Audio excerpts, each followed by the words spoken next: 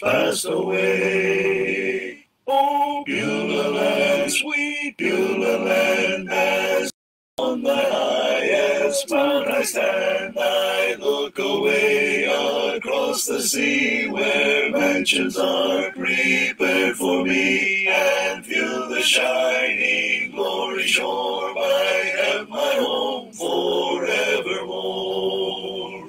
My Savior comes and walks with me, and sweet communion here have we. He gently leads me by his hand, for this is heaven's borderland.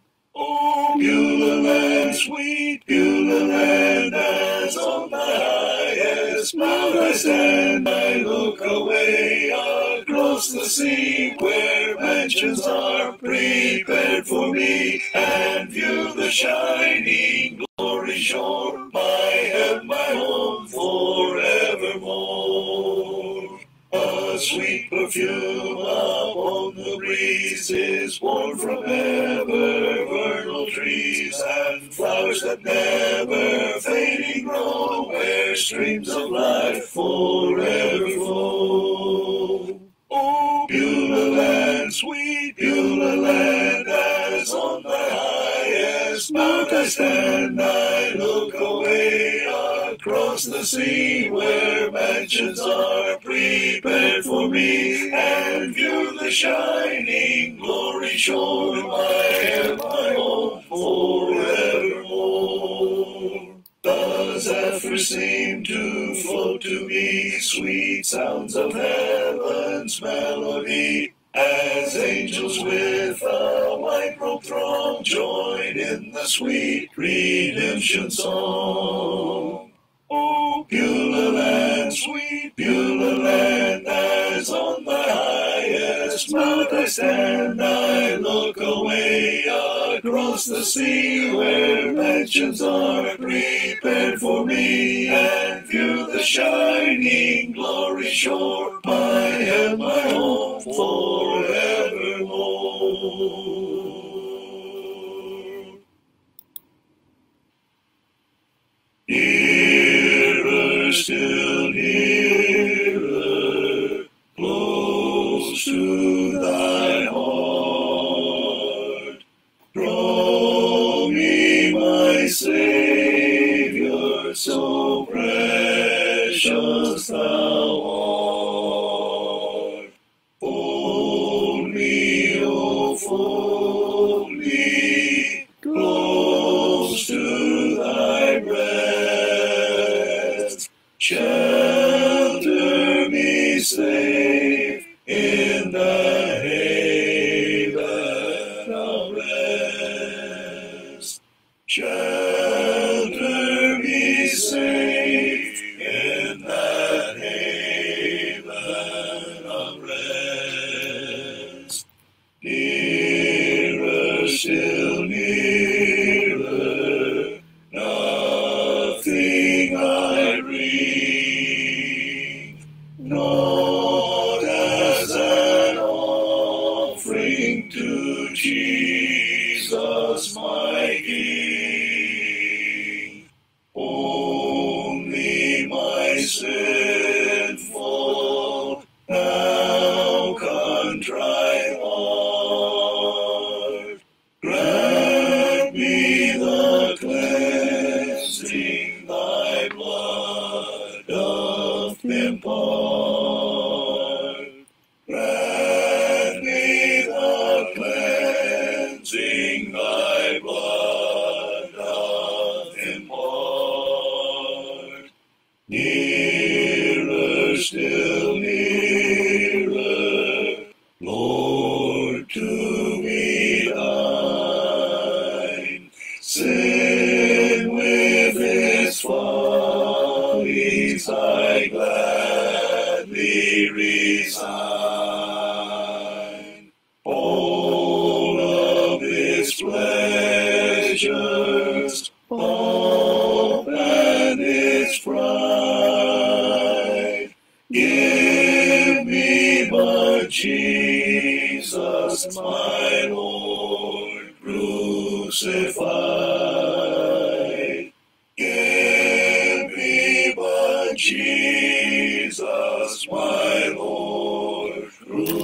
crucified. Nearer, still nearer, while life shall last. Still safe in glory, my anchor is cast. Through endless ages, ever to be. Nearer, my Savior, still nearer to thee. Nearer, my Savior, still nearer to thee.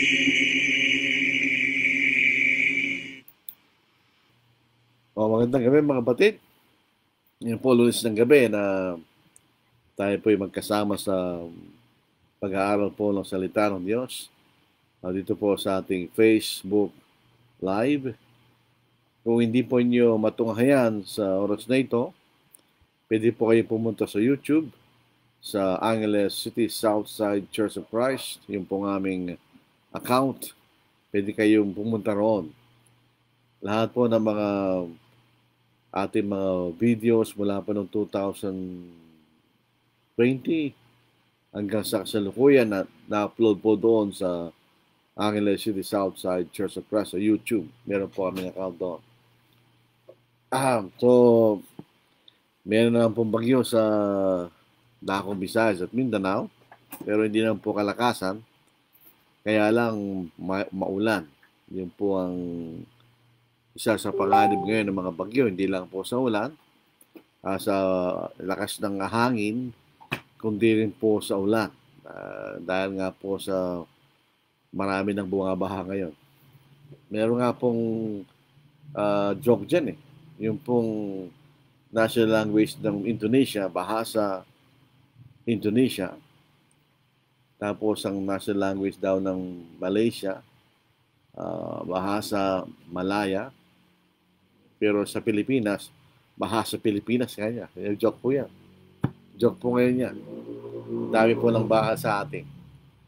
So, binabati natin ng magandang gabi ang lahat po ng mga kapatid, kaibigan, at mga suki.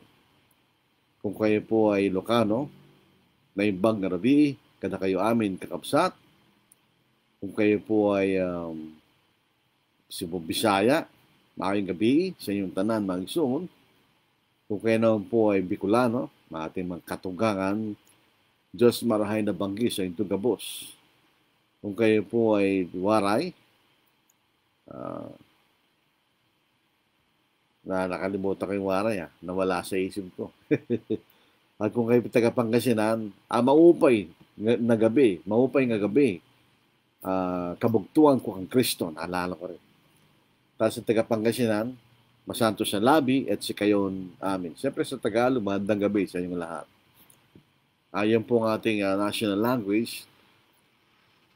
Minsan na medyo meron tayong mga pagkaingit sa ating pambansang wika. Pero wala tayong magagawa. Kailangan tayong magkaroon ng isang wika na mag-uugnay sa atin lahat. Sa napakarami lingwahe sa Pilipinas, may 100.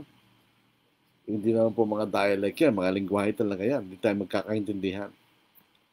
So, tanggapin na natin yung Pilipino bilang pambansang wika. So, ating pong paksa ngayon, hindi man siguro tayo magtatagal, pero meron tayong sasagutin din kasi itong paksa natin, tanong po ng kapatid. Ano raw po yung ibig sabihin ng Hebrews chapter 4 verse 9? Ano po yung isang araw? Na isang pahinga? Na ibang araw kanya? Kasi meron na pong sa Old Testament, ipinagutos ng Diyos yung 7th day rest sa mga Hudyo. Pero sa Hebrews 4:9, meron pang ibang araw ng kapahingahan kanya. So ano po yung araw na yan? Sa mga naniniwala po na kailangan tayo magpahinga sa araw ng ikapitong araw, generally, ang tawag sa kanila ay mga Sabadista. naniniwala sila na yung pahinga pa rin yung ikapitong araw na kapahingahan.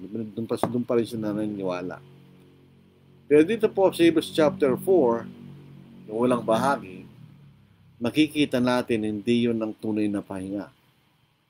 Dahil binibigyan rin po ng kahulugan na sumulat sa Hebreo kung ano ang kahulugan ng tunay na kapahingahan. Common sense. Pag tayo nasa lupa, wala tayong tunay na kapahingahan. Tandaan po natin yun. Habang tayo mayroong katawan at nabubuhay sa mundo, walang kapahingahan. There is only temporary rest. Ang ating natural na kapahingahan, pag natulog tayo sa gabi, yun lang ang ating kapahingahan. Pagkagising natin, magtatrabaho ko na naman, meron kang gagawin, mapapagod ka, walang tunay na kapahingahan. Di ba? So dito po sa ating pag-aaral, ito po yung makikita natin sa ating pag-aaralan. Doon sa talata na in question ng isang kapatid, there remains therefore a rest for the people of God. Sa Tagalog, kaya't may natitira pang isang pamamahingang Sabbath para sa bayan ng Diyos. Obviously, dito pong salitang the people of God, ito yung mga Kristiyano. Yung sapagkat yun ang bayan ng Diyos, ang mga Kristiyano. Yung mga Kristiyano sa tunay na kahulugan ng salitang Kristiyano. Dito po sa Acts chapter 11, verse 26. Yung iba, hindi sila Kristiyano, kahit na inaangkin nilang Kristiyano sila, dahil hindi naman sila alagad ng ating Panginoon.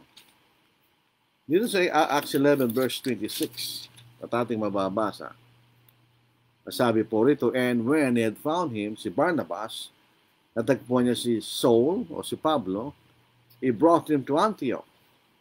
So it was for that a whole year they assembled with the church and taught a great many people. And the disciples were first called Christians in Antioch. Ang ibig sabihin ng alagad, disciples. Ang ibig sabihin, learner. Ang malalim na kahulugan sa Biblia, sa Bagong Tipan, ay hindi lamang kayo natututo sa iyong Panginoon. Hindi kayo naging katulad ng iyong Panginoon. Yung ibig sabihin ng disciple sa Bagong Tipan. Ang common meaning ng disciple is student. Meron tagapagturo, merong estudyante. Ikay natututo sa yung teacher. Yun ang ordinary sense ng disciple. Pero sa spiritual sense, or religious sense ng disciple, ayon sa Bagong Tipan, kung pag-aaralan po niyo yung salitang disciple, ikaw ay hindi lamang natututo sa iyong Panginoon, ikay nagiging katulad ng iyong Panginoon. So ito pong konteksto rito, yung bayan ng Diyos, yan ang mga Kristiyano, yan ang mga alagad ng Panginoon. Sila natututo sa Panginoon sa pamagitan ng kanyang katuruan at sila naging katulad ng Panginoon. So yun po ang ibig sabihin ng disciple. So dito po sa verse 9, sinasabi sa atin, meron pang natitirang kapahingahan sa bayan ng Diyos. There remains therefore a rest for the people of God. Ano pa yung context dito? Ang context po rito, ito yung mababasa na sa unang bahagi po ng Hebrews chapter 4. Ang context po rito, yung promise of eternal rest, ay ito yung pinangaral sa mga Hudyo. Hindi siya ka-diretsong paraan katulad ng ipinangaral sa atin, kundi sa mga bagay na ginagawa nila sa kautusan ni Moises. Lahat ng mga bagay na ginagawa nila sa kautusan ni Moises ay anino na mga tunay na mga bagay na darating. So, ibig sabihin, ang kahulugan ng kautusan ni Moises ay patungo sa ating Panginoon. Nung sila po ay lumaya mula sa lupay ng Egypto, sila nagkaroon ng kapahingahan. Sa paanong paraan? Sila naging malaya mula sa pagkaalipin. So sila nakarating sa lupay ng Canaan, the promised land, Yun po ay isang kapahingahan mula sa kanilang pagkaalipin sa Ehipto. Ito po ay isang simbolo ng kapahingahan sa langit. Na yun ang ating ipinangakong lupain. Di ba? Ganon din na makikita natin sa langit is yun ang ating spiritual na Israel sa langit. Yun ang ating tahanan. So yun po ay magkaugnay nung sila'y pumasok sa nakalaya mula sa pagkaalipin. Kaya lang, marami sa mga Hudyo na walang pananampalataya. Walang kaakibat na pananampalataya. Ay hindi siya nakapasok sa walang kapahingahan. Kasi yung mga tapat na mga Hudyo, sila'y makakapasok roon. Dahil mapapasin natin, mayroong mga tapat na mga Hudyo, pero kakaunti lang. Siyempre. Majority ng mga Hudyo na malalaman natin, sila hindi naging tapat sa Diyos. Pero yung pong kamatayan ng Panginoon sa Hebrews 9 verse 15, ito po ay nagpatawad sa mga kasalanan ng mga tapat doon sa ulang tipan. Ganyan. Ibasahin po natin. And for this reason, He is the mediator of the new covenant, by means of death, for the redemption of the transgressions under the first covenant. Kanya.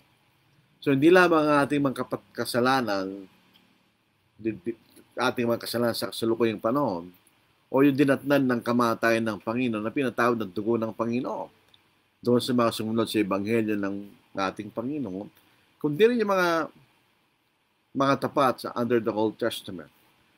Gumisa nagtatanong ang mga tao dyan, kung ito ang paraan ng Diyos sa kaligtasan, paano namatay na doon sa lumang tipan? Magandang tanong yun.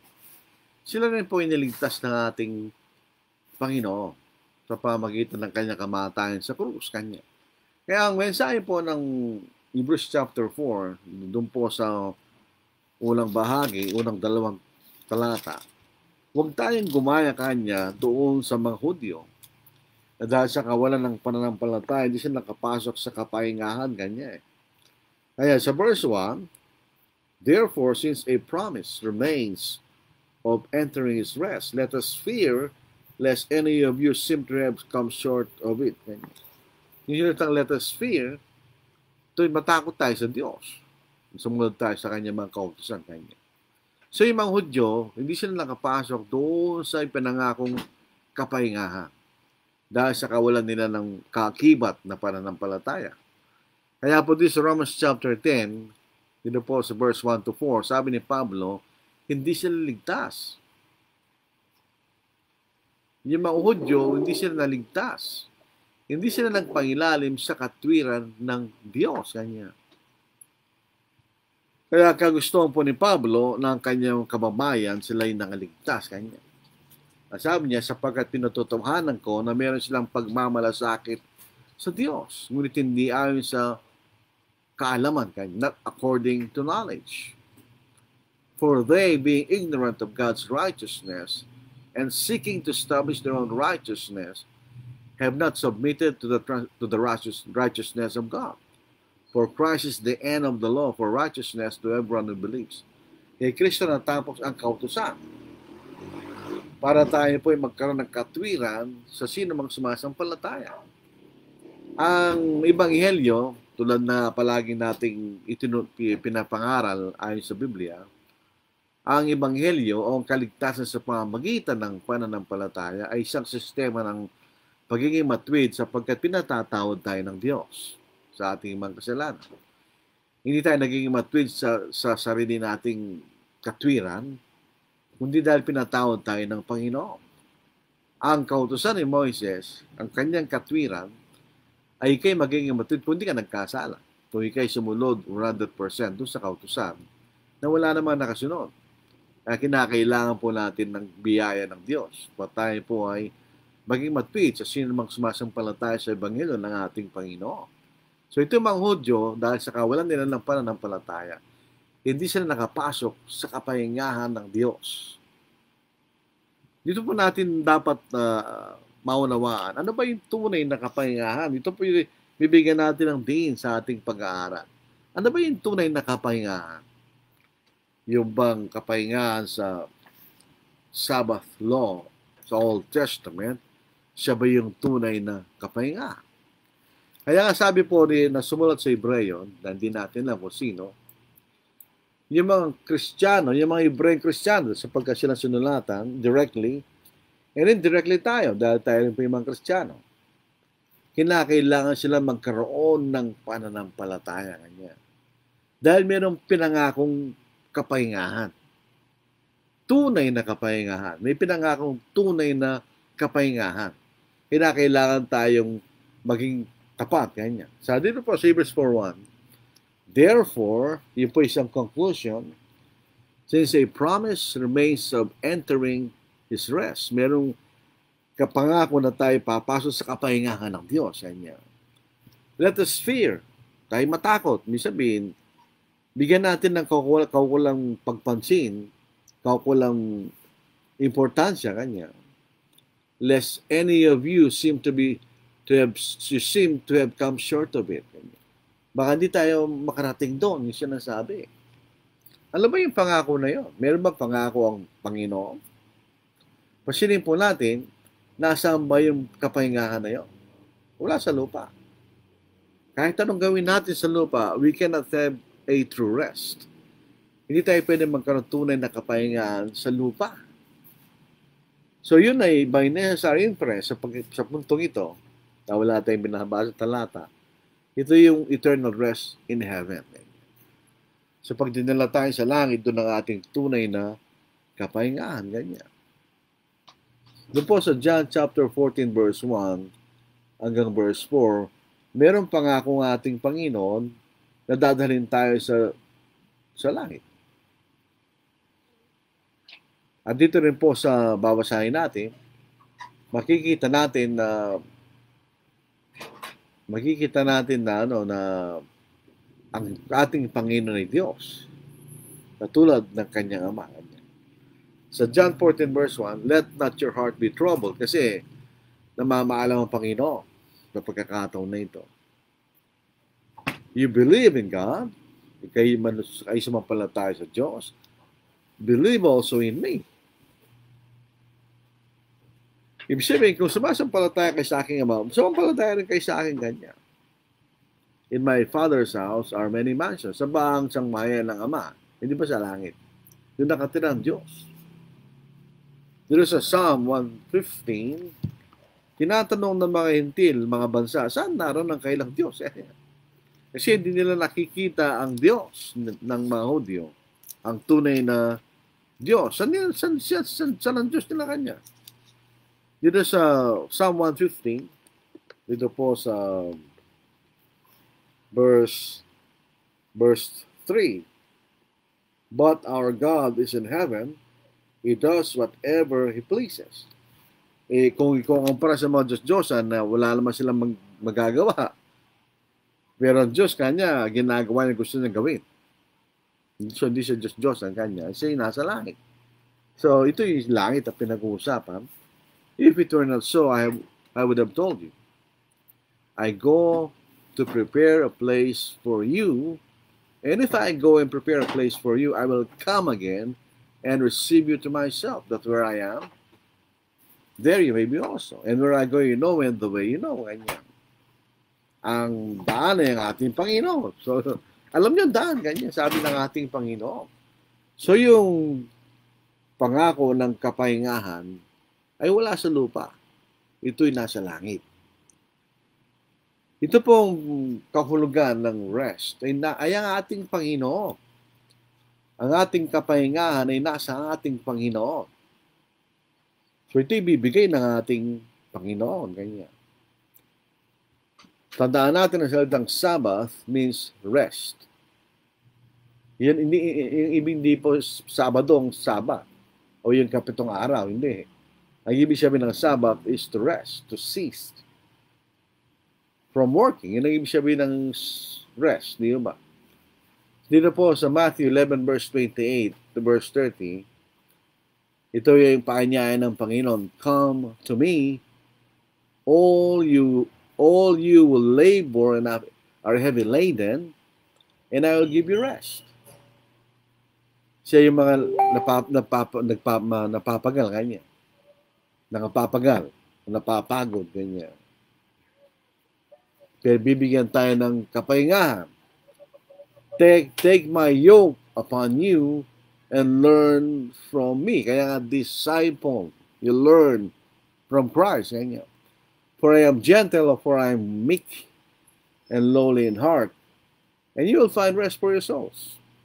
For my yoke is easy and my burden is light. Ganyan. So, sabihin, pag tayo pumunta sa ating Panginoon, so paano natin gagawin yun? Paano tayo pupunta sa ating Panginoon? Ang Panginoon nasa langit. Ang sabi ng maraming sakay ng pananampalataya, pag sumampalataya ka, when you, by faith only, ganyan, ay mapupunta ka sa ating Panginoon na hindi tinuturo ng bagong tipan. Paano tayo napunta sa ating Panginoon? Nung tayo sumampalataya at nabautismohan. Dito sa Galatians chapter 3, verse 27, magsimula tayo sa verse 26, for you are all sons of God through faith in Christ Jesus. For as many of you as were baptized into Christ have put on Christ. Kailan? Nung tayo nabautismohan. We have put on Christ. Kanya. So, come to me. Pag tayo sumunod sa Ebanghelyo, tayo pupunta sa ating Panginoon. So, ito po yung pangako, itong promise of rest ay isang mga Kristiyano. Tayo ang bayan ng Diyos ngayon, di ba? Dapat sa verse ng Hebrews chapter 4, for we who have believed do enter that rest. Kung tayong sumampalataya kanya, ay papasok tayo sa kapahingahan na yon.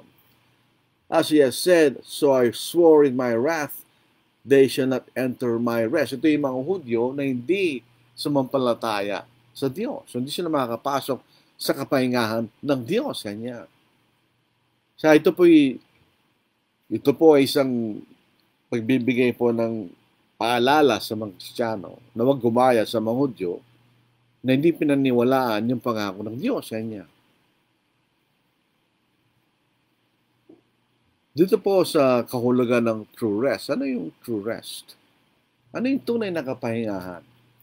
Nandito rin po sa bahaging ito. Tingnan nyo. Doon sa verse 3, for we who have believed do enter the rest. As he has said, so I swore in my wrath, they shall not enter my rest, although the works were finished from the foundation of the world. Ibig sabihin, ang tunay na kapahingahan, as far as God is concerned, ay nung natapos na niya ang kanyang gawain ng paglalalang mula lang simulan niya sa kalibutan. Yun ang kapahingahan as far as God is concerned. Yun ang kanyang rest. Nung siya nagpahinga sa kanyang paglalalang kanya.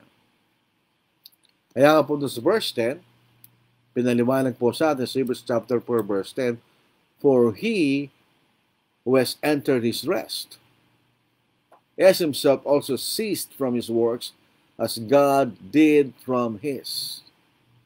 Pag pumasok tayo sa kapahingahan pinangako ng Diyos, tayo po hihinto na sa ating mga paggawa. Katulad ng Diyos na uminto sa kanyang paggawa kanya. So the true rest means cessation from works. Pagkatapusan ng ating gawain kanya. Katapusan ng ating paggawa.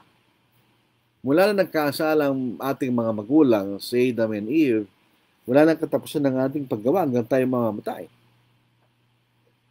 So itong kapahingahan na ito, hindi natin makukuha o we cannot attain this rest while we are on the earth. Kung tayo buhay, walang kapahingahan. Kaya nga po yung Sabbath rest, yung utos ni Moises sa Ten Commandments, hindi po ito tunay na kapahingahan. It was not a real rest. Kasi, isang araw ka magpapahinga, you will rest one day on the seventh day. After that, Sunday to Friday, magtatrabaho ka. You will work for 6 days again. So there is no true rest.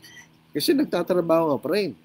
Hinto ka lang sa isang araw, and then magtatrabaho ka na naman. So hindi totoo ang kapahingahan nyo. Yung pong binigay ng Panginoon, yung binigay ng Panginoon sa Old Testament, ay nagbibigay ng kaisipan sa mga Hudyo. For instance, kung ito'y kapahingahan, yung 7-day rest, kung ito'y kapahingahan, pero pagkatapos nagtatrabaho na naman ako, kailan ko makakamtan yung tunay ng kapahingahan?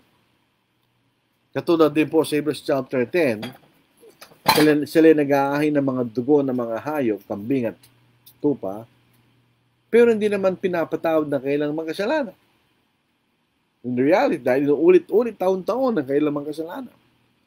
So, ang papasok sa kaisipan ng isang tunay na Hudyong naniniwala sa Diyos, kailan kami patatawarin ng Diyos? Yung mga lahat ng mga tanong na yan, patungo lahat yan sa ating Panginoon. Ang Panginoon magbibigay ng tunay na kapahingahan. Ang Panginoon bigay ng tunay na kapatawaran. Di ba? So yung mga Hudyo, nag-iisip yun ang papasok sa kanilang kaisipan.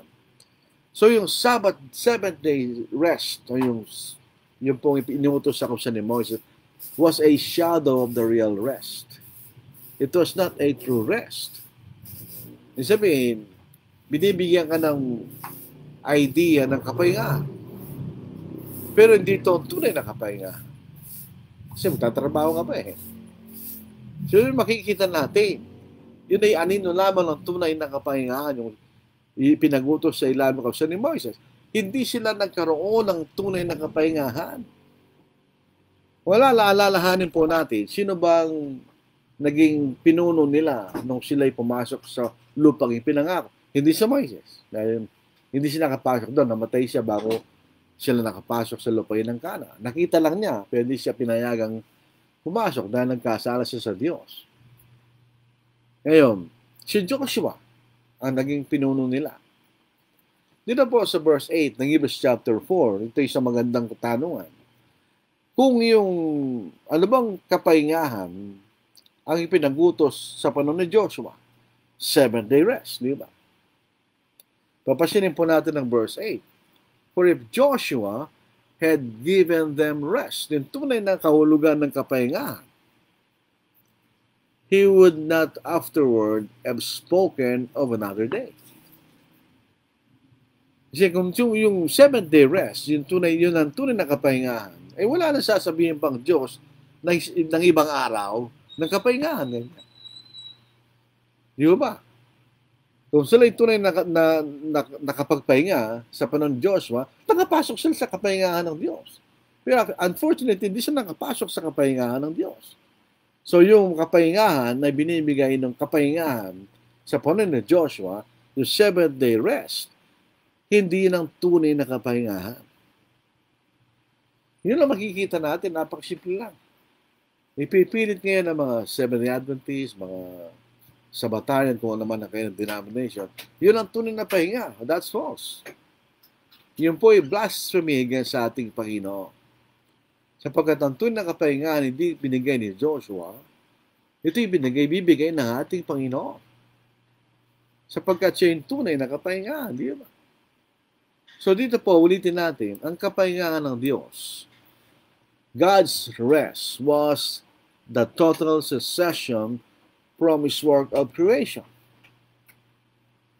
Kaya nga po yung ikapitong araw, hindi yan pagkapahingahan ng tao originally. Sino ba nagpahinga sa ikapitong araw? Ng ikapitong araw ng paglalalang? Tao ba? Hindi, ang Diyos. Maliwanag po yan dahil dito sa Hebrews chapter 4, sinasabi yun eh. Siya nagpahinga doon, hindi yung tao. Hindi siya nagpahinga dahil sa kahulugan na pagod siya. Siya nagpahinga dahil minto na siya sa paglalalang. Si Genesis chapter 2, dito po sa verse 1 hanggang verse 2, thus the heavens and the earth and all the host of them were finished. And on the seventh day, God ended His work which He had done, and He rested on the seventh day from all his work which he had done.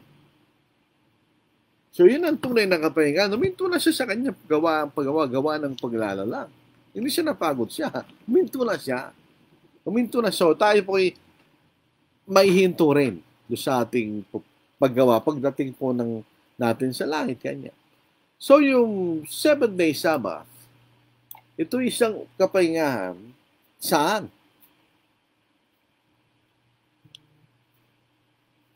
Sa pagkaalipin mula sa lupain ng Egypto.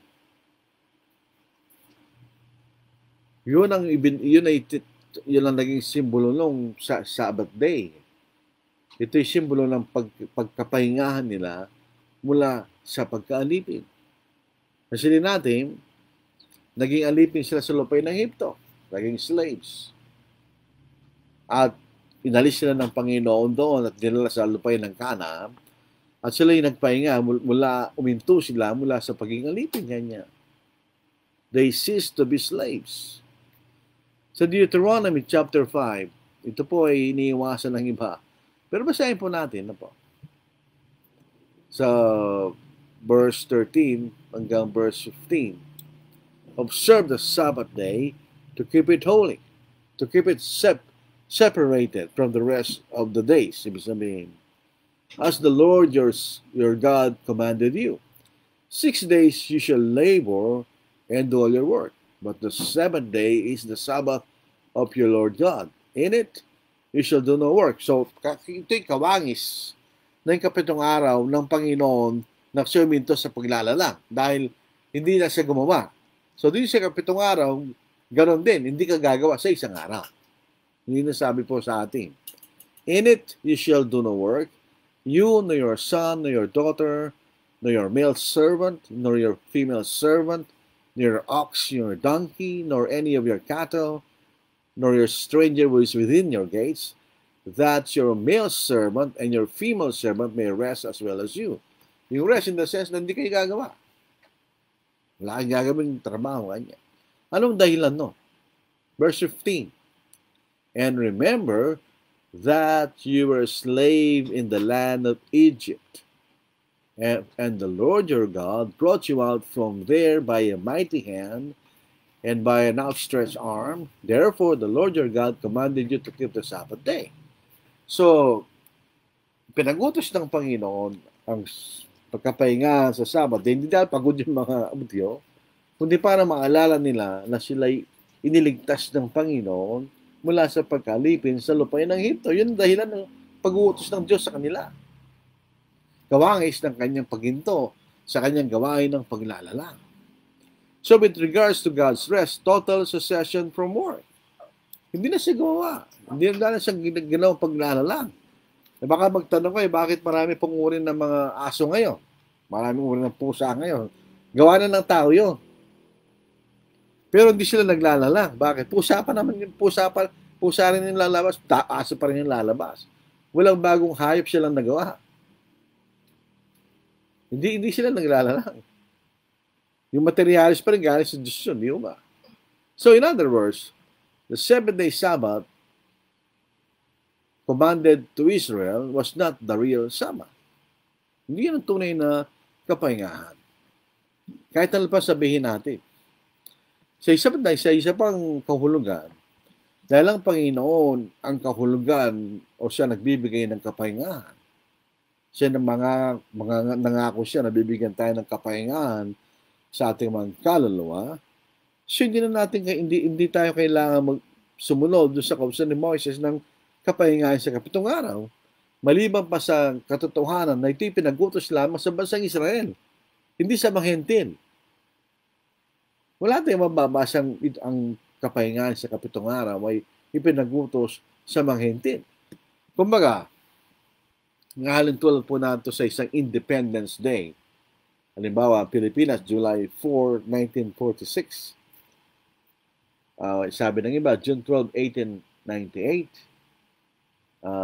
Ako hindi naman po ako pro-Western o hindi ako naniniwala sa June 12, 1898.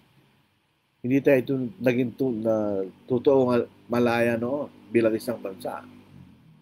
Tayo naging bansa noong July 4, 1946. So, yun ang Independence Day natin mula sa Amerika. So, tayo lumaya mula sa Amerika. Yun ay walang kahulugan sa Malaysia. Anong pakialam nila sa July 4, 1946 sa kanila? Walang kahulugan sa Indonesia o sa Australia o kaya sa New Zealand o anumang bansa. Tayo lang ang meron nakikita natin ang significance noon. Bakit? Doon ang araw na tayo pinalaya mula sa pagiging kolonya ng Amerika. Ganon din ang Sabbath Day. Wala siyang kahulugan sa mga hentil. At walang hentil na minutos ang Sabbath Day na magpahinga sa kapitong araw. Wala tayong mababasa, ito sa bansang Israel lang. Ngayon, kung wala na bansang Israel, wala na rin pagkapahinga ng Sabbath Day, di ba? Grade 70, natapos ang bansang Israel. So technically, wala sino pang uutusin ng Diyos magpahinga sa pitong araw. Ito yung inutos lamang sa bansang Israel. Yun ang dapat nating tingnan kung ang Biblia ang ating pinag-uusapan. Tayo ba'y kabilang sa bansang Israel? Physically, hindi. Tayo mga hentil. Spiritually, tayo po yung bagong bayan ng Diyos. Kung tayo ba'y kabilang sa kahari ng Diyos o iglesia ng ating Panginoon. So, sa ika-4 na talata, for he has spoken in a certain place of the seventh day in this way.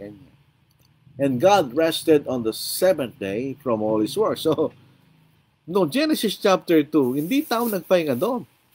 So, mali po yung sinasabi na yung 10 kautusan na nagsimula pa kay Adam and Eve. Hindi Hindi naman nagpahinga si Adam at saka si Eve doon sa araw na yun. So, hindi rin pinagutos sa kay Adam and Eve na observan po nila yung kapahinga sa kapitong araw. Sino nagpahinga doon? Ng Diyos. Sa verse 5, and again in this place, they shall not enter my rest. Ito nga po yung mga udyo na hindi tapat sa Diyos. Since therefore it remains that some must enter it, and those to whom it was first preached did not enter because of disobedience. So ito yung unang ipinaalam sa mga udyo, pero hindi sila nakapasok dahil sa kanilang kawalan ng pagsunod. Again, he designates a certain day, saying in David, today, after such a long time, it has been said, today, if you will hear his voice, do not harden your hearts. Sabihin, wag natin patagisan ng ating puso. Kung mapakinggan po natin ang tinig ng Diyos, ang mensahe ng Diyos, ang ebanghelyo ng Diyos. Huwag natin patigasin ng ating puso. Sumunod tayo sa Diyos. Yun yung sinasabi niya. Kung tayo mga Kristiyano, magsisi tayo at mabalumbalik tayo sa Diyos. Yun ang sinasabi ng sumulat sa Hebreo. Dahil kanya, mayroong pangako ng kapahingahan.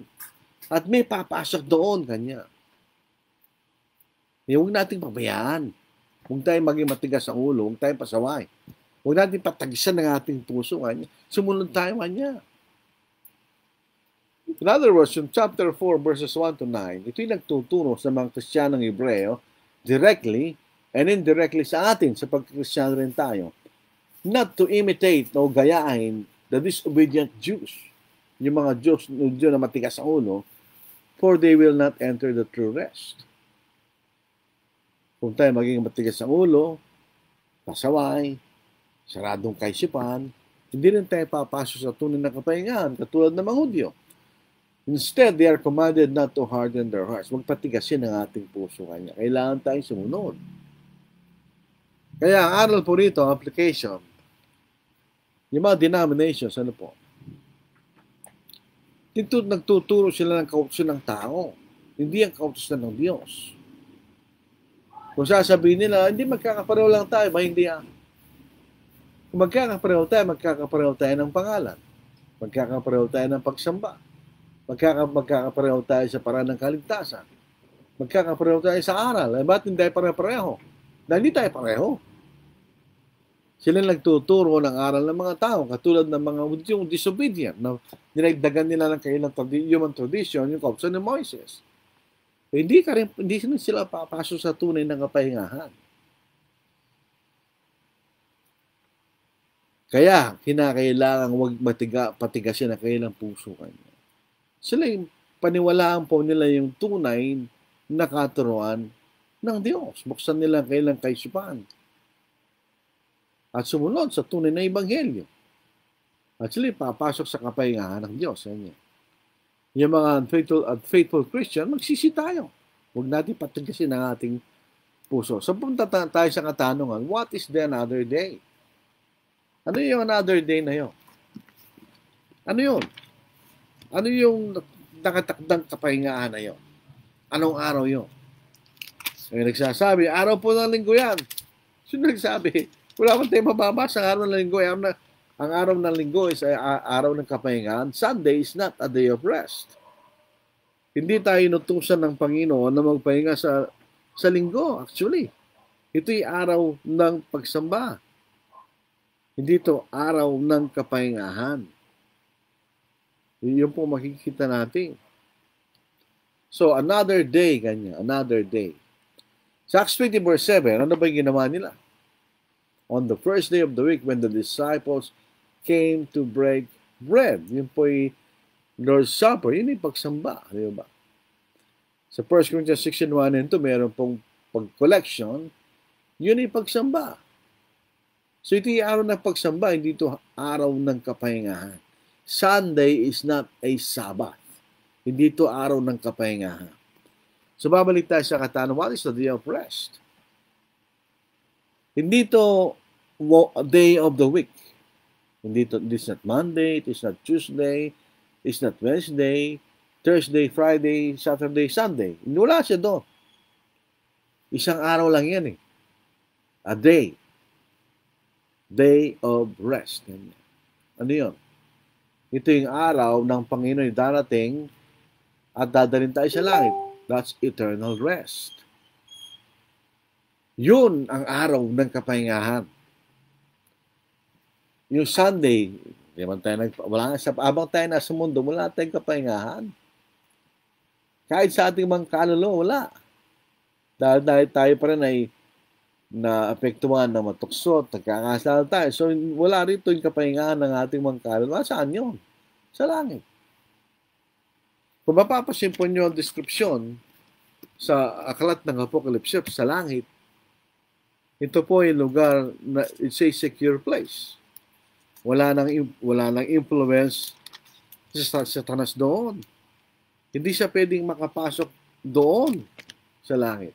Dahil mayroong gwardiya sa bawat gate ng langit. So, hindi ka pwedeng pumasok doon. Walang isi Satanas. Hindi pwedeng pumasok doon. Dito po sa 21, meron nagbabantay sa mga gates, mga kapatid.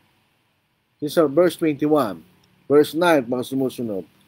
Then one of the seven angels who had the seven bowls filled with the seven last plagues came to me and talked with me, saying, Come, I will show you the bride, the Lamb's wife.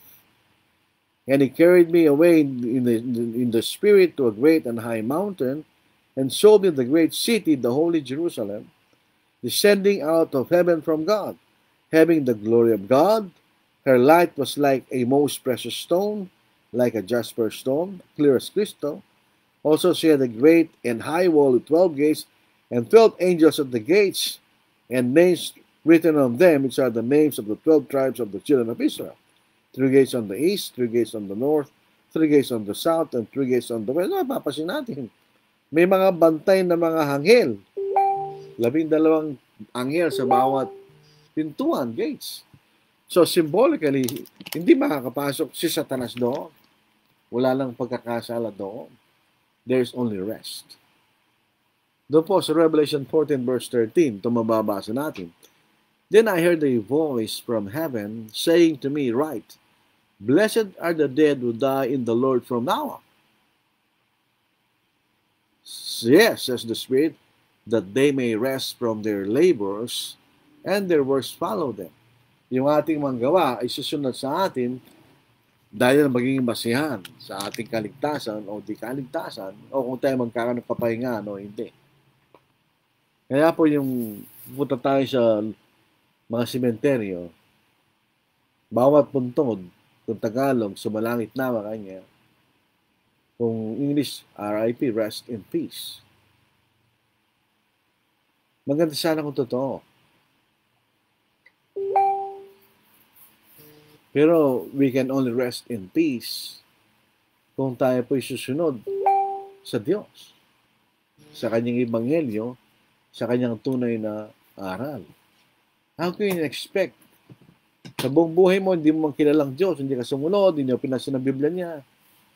Di ba pagkatapos, pag namatay ka, ililigtas ka ng Diyos? Paano naman yung naging tapat sa Diyos? So, hindi lahat will rest in peace. Ang totoo po niyan, kakaunti lang. Sa Mateo chapter 7, kung pinagmamalaki nyo kay milyon-milyon ang bilang nyo sa mundong ito, shame on you, hindi kayo maliligtas. Kakaunti lang ang maliligtas eh. Sa Matthew chapter 7, dito po sa verse 13, verse 14, ganyan. Yan ang nagsasalita at ang Panginoon eh. Enter by the narrow gate, for wide is the gate, and broad is the way that leads to destruction, and there are many who go in by it. Ganyan. Because narrow is the gate, and difficult is the way which leads to life, and there are few who find it. Yan ang Panginoon nagsabi nun eh. Unfortunately, kakaunti lang makakapasok sa tunay na kapahingahan. So ito po ay paalala sa atin, lalo kung di pa tayo Kristiyano, bigyan natin ng pansin yun. At kung Kristiyano tayo po ay magbigay pansin sa paglilingkod sa Diyos. Meron po katanungan sa kapatid na walang kaugnayan sa ating pinag-uusapan. Sa 1 Timothy chapter 2, pinagbabawal ang babae na magturo sa lalaki. Kanya. Very good. Saan nyo? Ito pong 1 Timothy chapter 2, ito po ay sa loob ng sa iglesia ito, sa church. Hindi po ito sa anumang lugar. Hindi pinag-uusapan ito yung babae bilang may asawa, wala. Ito yung babae in general at lalaki in general. Dito po sa verse 11, let a woman learn in silence with all submission. And I do not permit a woman to teach or to have authority over a man, but to be in silence. Ito yung sa loob ng local church. Eh, siyempre, sabi niya, paano po nagkaroon tayong presidenting babae? Walang kaugnayan yan to. O kaya, meron po akong boss na babae sa kumpanya. Wala. Hindi na pinag-uusapan dyan. Ang pinag-uusapan dyan ay sa loob ng local church. Kasi meron tayong mababasa doon sa Acts chapter 18. Hindi po nagkakamali. Si Aquila at Priscilla, tinuruan nila si Apollos. Dahil meron po siyang pagkakamali. Bakit? Anong pagkakamali ni Apollos? Siya po ay, ang alam naman niyang bautismo ay bautismo ni Juan. At ito po yung Acts chapter 18, so matagal nang wala yung bautismo ni Juan. Ang umiiral na bautismo noon ay bautismo sa pangalan ng Panginoon. Ito po sa Acts chapter 18, verse 24. Now a certain Jew named Apollos, born in Alexandria, an eloquent man and a mighty in the scriptures, came to Ephesus. This man had been instructed in the way of the Lord, and being firm in the spirit, spoke and taught accurately the things of the Lord. Ang ipagkakamali niya lang, though he knew only the baptism of John. Hindi natin alam, but hindi niya alam ang tunay na bautismo ng ating Panginoon na siyang umiiral na, sa panahon na yun dahil matagal nang namatay si John the Baptist sa panahon na yun. So he began to speak boldly in the synagogue. When Aquila and Priscilla heard him, they took him aside and explained to him the way of God more accurately. So, isang katanungan, bakit si Aquila, babae naman yun, ba't tinuturuan si Apollos? Wala sila sa local church. Hindi naman pinagbabawal ng Diyos na kung ang lalaki ay may mali, hindi pwedeng turuan ng babae outside of the church. Bakit yun naman hindi? Doon sa panahon na ako po yung nagsisimulang mangaral, maraming matatandang kababaihan nagturo sa akin. Para silang magulang, mag-sabihin. Obviously, si Apollos ay mas bata. So, si Priscilla at Aquila ay mas matanda sa kanya. Obviously. So, parang ano lang yun. Parang yung matandang kapatid, tinuturuan yung kabatang kapatid. Ganyan. At depende sa pagtuturo. Kung nagtuturo si Priscilla bilang isang babae, na hindi bilang authoritative, kundi nagbibigay lang siya ng advice kay Apollos ayon sa kasulatan, wala akong nakikitang masama doon.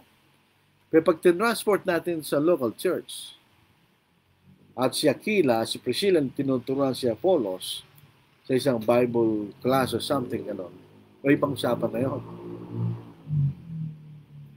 Bawal yun. Pero privately, personally, naman ako nakikitang masama. Parang magulang mo, tinuturuan ka. Nanay mo, tinuturuan ka niya. Yung Kristiyano nanay mo, Kristiyano ka rin. Ang sasabihin sa'yo, nakinig ko yung sermon mo, parang mali. Nagkasala ba siya? Hindi. So, pinag-uusapan doon sa 1 Timothy chapter 2, sa loob ng local church, bawal yun. Ang babae magturo sa lalaki. Outside of that, in a personal way, wala akong nakikita mas kasalanan doon. Kasi mga magkakapatid, kailangan tayong mag-advise sa isa't isa eh. Hindi ba? Sinasabi ba rin na ang papaya, bawal sa lalaki? Wala naman. Hindi ka pwedeng palakasin ang loob mo ng isang mas mature na babae kaysa ikaw kung kayo mas bata sa pananampalataya. So, dandaan natin yung context, mga kapatid. Church leadership, pagtuturo, pangangaral, pagpapaawit, pangunguna sa panalangin, hindi pwede babae doon. Because yun po ay leadership sa loob ng local church. Bawal po yun. Walang babae doon. Puro lalaki ang may pangunguna sa loob ng local church. Yun po ibig sabihin, no? So, kailangan lang natin makita yung context ng pinag-uusapan ng 1 Timothy chapter 2. So, balik tayo sa Sabbath. Kinakailangan ba tayo mag-observe ng 7th-day rest? Hindi. It's not required. Kung gusto mong magpahinga ng Sabbath, it's up to you. Pwede dahil sa kailangan mong gawin. Kung yan lang yung personal na kaisipan, wala ka. So, huwag mo sabihin sa iba dahil hindi na utos ngayon yan sa ating. Hindi na pinag-utos sa atin yan ng Diyos. So, hindi na tayo pwedeng atulan sa bagay na yan. Dahil hindi na yan utos sa ating sa panahon po natin ngayon. So, maraming salamat po sa inyo. Sa inyong pakikinig. May tanong kayo po, pwede naman po yung itanong. Wala naman pong masama sa nagtatanong, mga kapatid. Tayo nga po yung nag-aaral. Yung po yung essence ng pag-aaral. Wala akong nakita tanong dito. Isa lang. Si Augusto 12.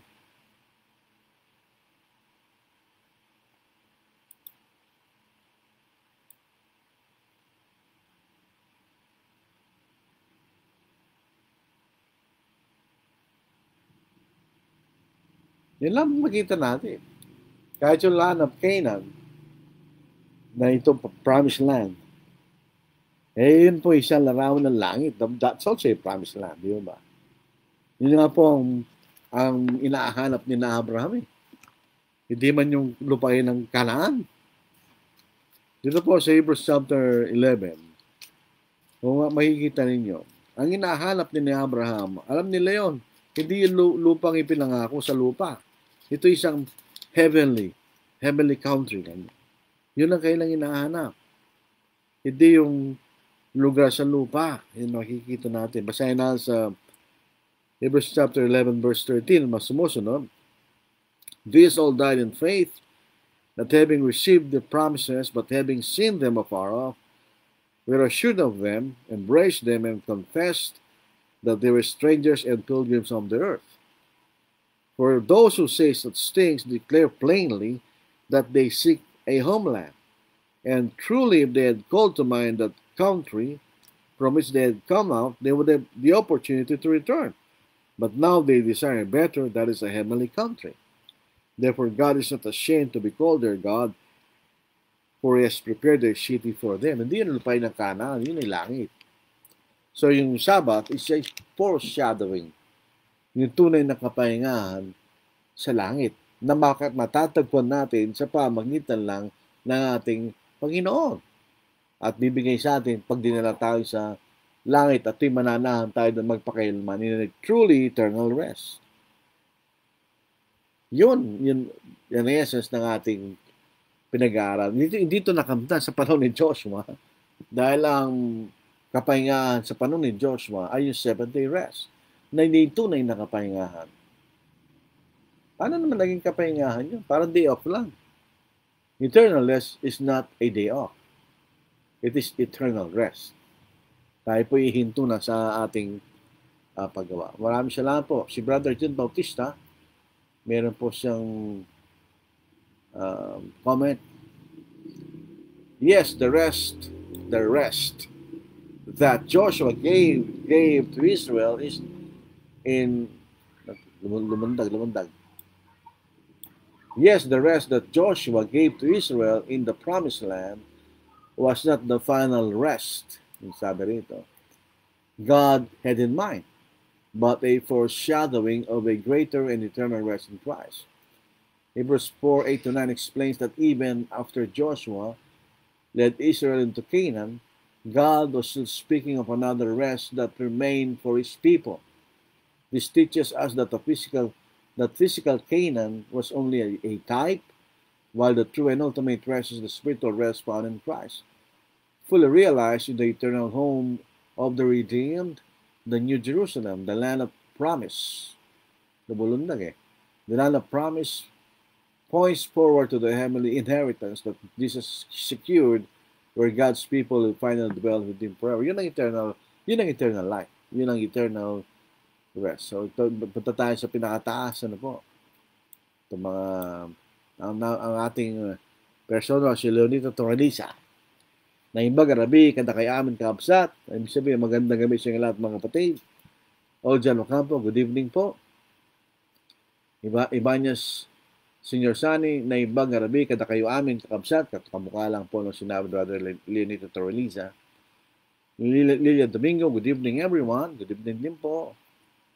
Si Sister Edna Delpina Villamayor, siya lang po galing sa isang Sabbatarian Church actually. Gandang gabi po sa ating lahat. Agosto 12, good evening po. Ganda po ng pangalan ni kapatid na Agosto 12, August 12. Jelian Le, good evening. Litem Lacanlane, good PM po sa lahat. Alam niyo yung papilido ni Brother Lito Lacanlane, ang ibig sabihin pala niyan, God of Rest. Tama lahat sa pinag-uusapan natin. Na nanood po ako ng mga pilido na magpampangan. Labing yung Lacanlane kanya. God of Rest kanya. John Bautista, good evening. Ito po yung ating magiting na kamanggagawa at kaibigan sa pananampalataya. Nicholas Rowe, good evening, Brother Rowe. Brother Nick, taga ano po ito? May ibang bansa. Jobelin Montero, good evening po, Brad. Rolando Salvador, good evening. Linda Villamin, maayong gabi, Brother Lordy. Maayong gabi po. Maayong gabi po. Vicente Kai, magandang gabi po sa mga kapatid. Magandang gabi rin. Regime Arguelles, good evening po, Brother Lordy, at sa lahat. Regime Arguelles will explain, Brother, thank you rin. Sabi ni Agosto 12, so the rest Joshua has given is the type of the real rest Jesus promised, ultimately the New Jerusalem. Amen. Tama po yun. Ray Lagasca,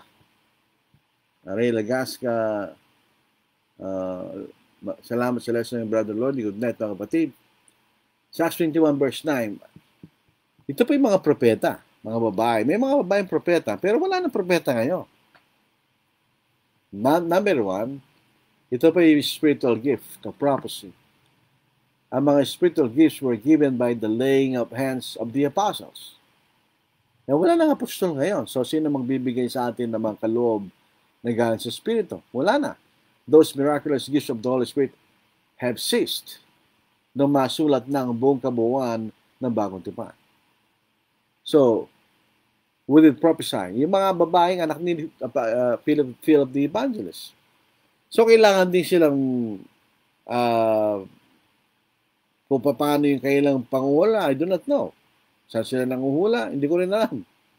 Pero definitely, hindi na nila pwedeng sirain yung palatuntunan ng Diyos na yung isang babae hindi maaaring magturo sa loob ng iglesia, di ba?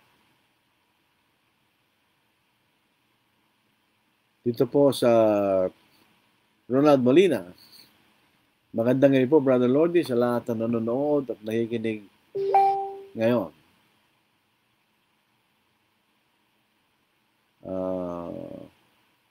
Mary Crisis Eborde. Ito po ang tanong niya na po. Brad, good evening. May nakausap akong from other denomination na nag-preach sa kanilang babae. Sabi ko, pinagbabawal ko yan. Sagot niya, si Paul lang naman daw nagsabi noon. Okay lang daw na tumayo yung babae sa ng local church dahil may promise prophecy din daw po sa Old Testament na binigyan ng Diyos ng talino ang mga kababaihan na pwede na daw po mag-preach sa huling mga araw, which is nowadays. Hindi po totoo yun. Kung sasabihin niya si Pablo lang naman yun, ay hindi nila naunawaan. Ang sabi ni Apostle Paul, yung sinasabi ni Apostle Paul, hindi niya utos yun. Hindi nila kailangan lang kilalanin, at ito rin po ay sinasabi niya ni Apostle Paul sa 1 Corinthians chapter 14, di ba? Dito sa malapit na bahaging katapusan ng kabanatang ito. Sabi niya, kung ikay kanya sa verse 37, if anyone thinks himself to be a prophet or spiritual, let him acknowledge that the things which I write to you are the commandments of the Lord. Hindi mo pwede sinabi lang ni Pablo yun. Sa yung mga sinasabi ni Pablo ay utos ng Panginoon. Dahil sabihin niya, bawal magturang babae sa loob ng iglesia, hindi utos ni Pablo yun. Yun ay utos ng Panginoon. So saan yung talata sinasabi nito? Na may pangako kaya sa Old Testament? Baka yung sinasabi niya pangako ni Joel. At tapos na yung pangako na yun. Dahil wala na pong spiritual gift sa panahon natin ngayon. For instance, kung ikay isang propeta, ikay nagpapahayag ng kautusan ng Diyos. Parang isang mangaral, ang difference lang, ang propeta diretso sa Espiritu Santo sinasabi mo. Ano pong sasabihin ng propeta ngayon na hindi nakasulat sa Bagong Tipan? Tapos na ang mensahe ng Diyos. Naibigay ang lahat na dapat niyang sabihin.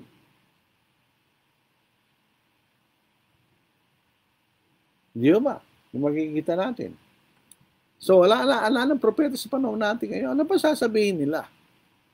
Na hindi pa sinabi ng naisulat sa Bagong Tipan. Wala na. Tapos na ang pagpapahayag ng kalooban ng Diyos. Binigay niya niyang lahat.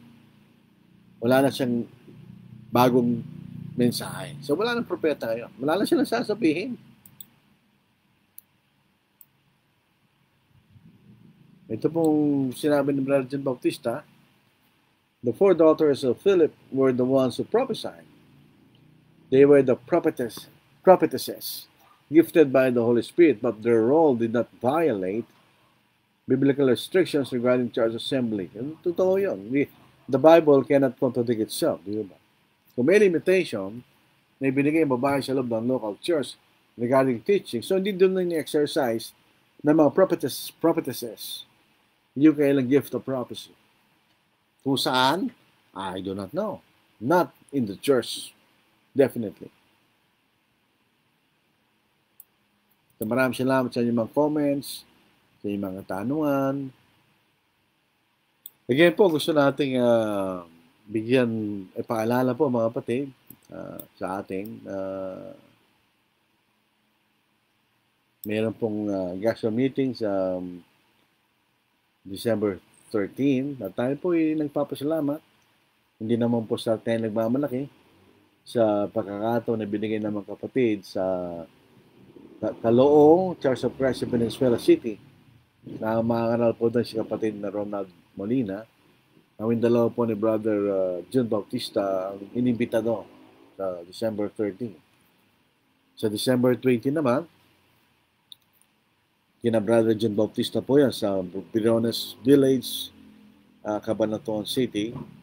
4 naman po ang magsasalita. Isa lang po ang inyong lingkod sa magsasalita. Sa December 7, ito lang sinasabi ko lang, gusto nyo po pumunta. Makinig, ano po.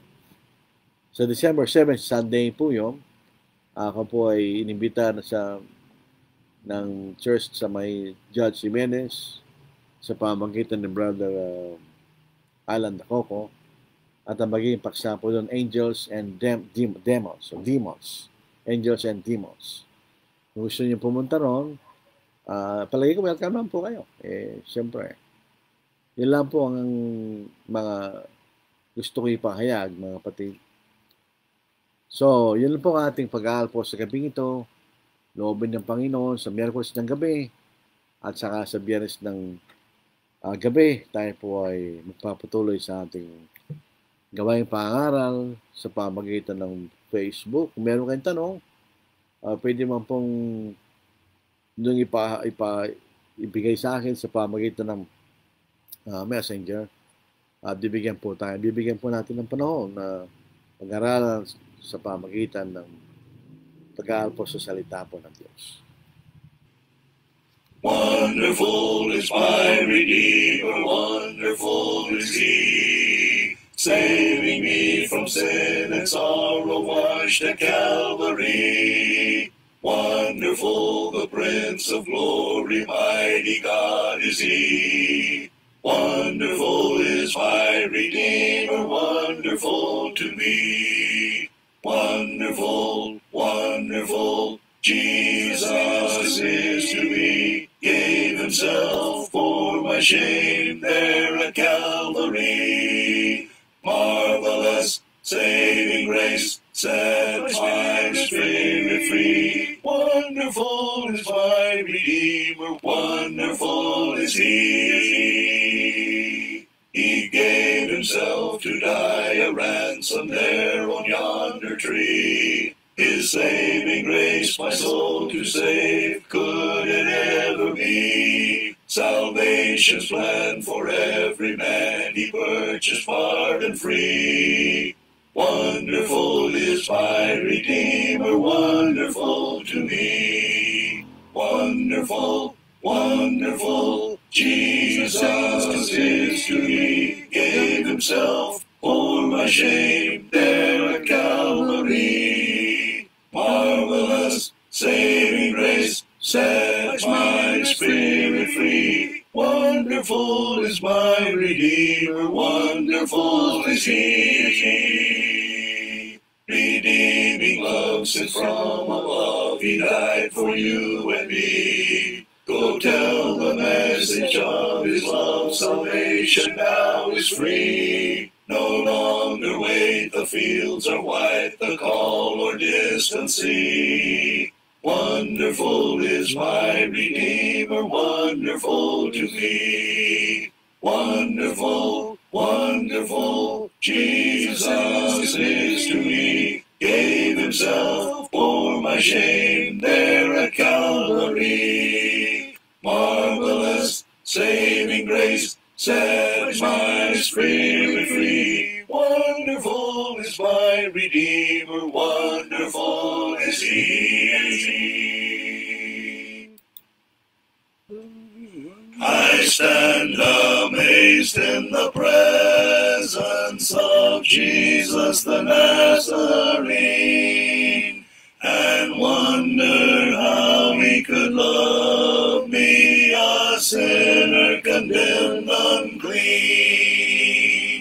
Oh, how marvelous, oh, how wonderful, and my song shall ever be. Oh, how marvelous, oh, how wonderful is my Savior's love for me. For me it was in the garden, He prayed, not my will but thine.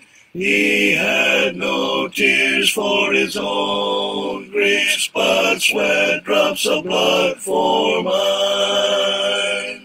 Oh, how marvelous, oh, how wonderful, and my song shall ever be.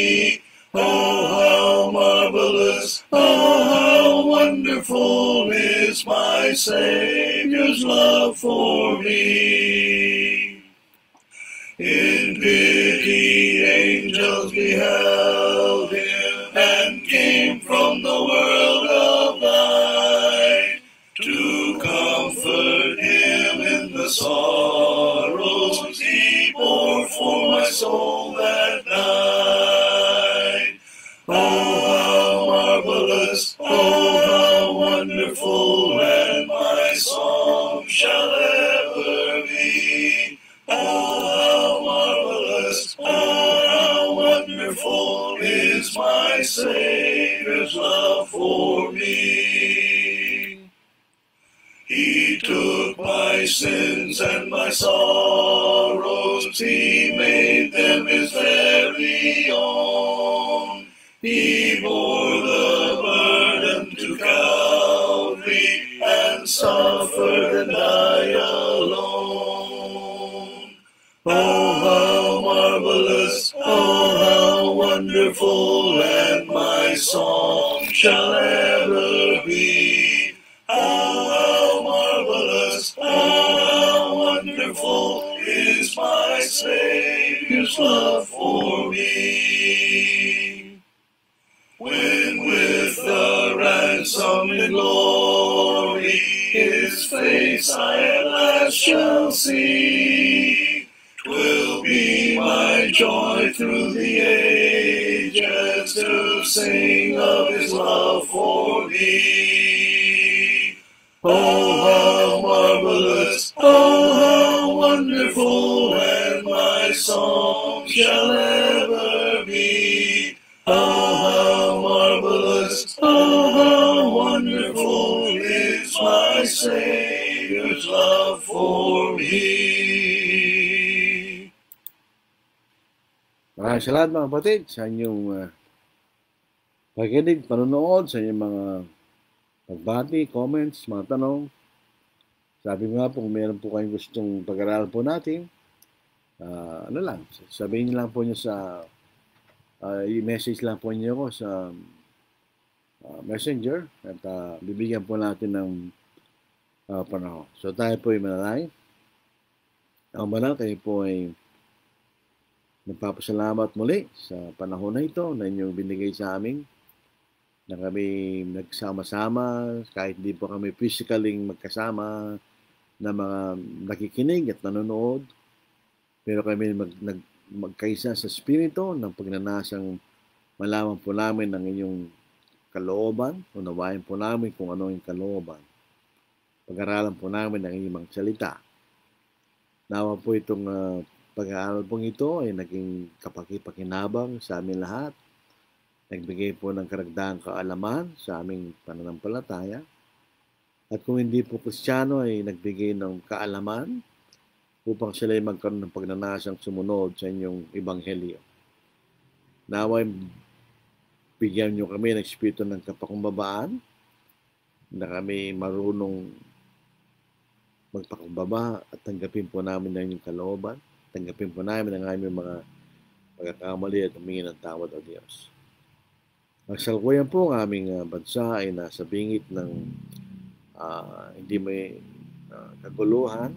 Dinadalayan po namin ng Diyos sa sana ay magkaroon ng karunungan, yung mga namumuno sa amin, at mapanatili po ang kapayapaan at katiwasayan upang patuloy kayong magpapaglingkod, sumamba sa buong katiwasayan at kapayapaan, at may pangaral po namin ng inyong ebanghelyo. Dinadalayan namin lahat ng mga kapatid sa pananampalataya, sana sila maging manatiling tapat at sa inyong kalooban. Humingi po kami ng kapatawaran sa ayong mga pagkakamali. At ang mga bagay po ito ay aming hiningi.